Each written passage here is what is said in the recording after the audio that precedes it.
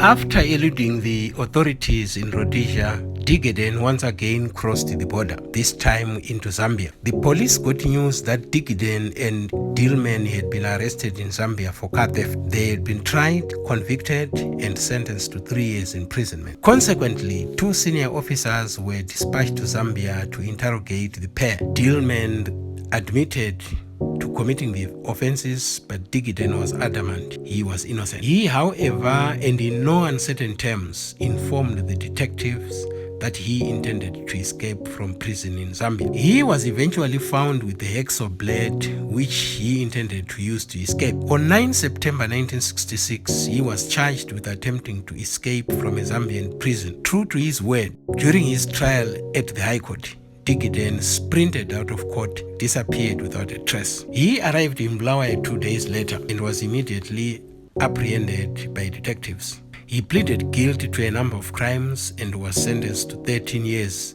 in jail. He was then transferred to Salisbury Maximum Security Prison, which is now called Chikurubi. Rumors spread that he was attempting to escape again. Prison officials confronted him on the matter, and his response was expected. He openly told them that the maximum security facility would not hold him forever. That was advance warning. Just 1 year after his recapture in Bulawayo, at 3:45 p.m. on 31/01/1968, one of the most daring escapes in the history of southern Rhodesia was underway. It had taken months of meticulous preparation, and Diggeden was bent on gaining his freedom.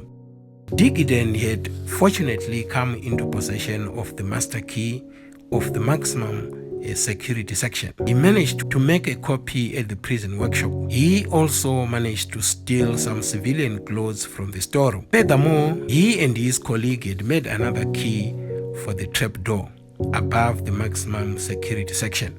Diggeden had a new accomplice, and his name was Lionel Baker. The pair used the duplicate keys to escape from the cells into the loft.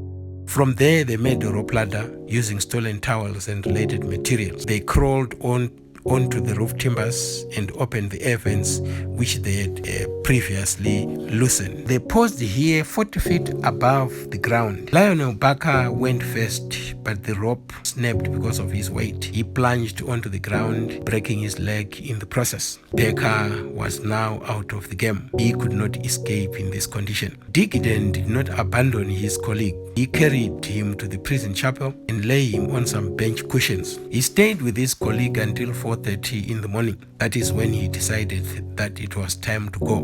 Baker reciprocated his colleague's actions. He remained in the chapel withstanding the pain until he felt that by then Diggeden would have escaped. Using the chapel benches, Aiden Diggeden jumped over the perimeter fence and made his way to the prison parking area. He hid under one of the trucks, and at 5:30 a.m.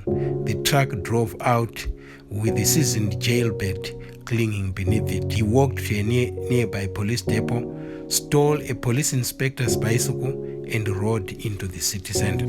He was free once again. Another escape. Once again, the police were on national alert, and another manhunt was underway. He stole a Ford Anglia upon getting into the city center, but he abandoned it the following day along Mazoe Street. He stole another Ford, which he abandoned near the police station. He was clearly daring the police.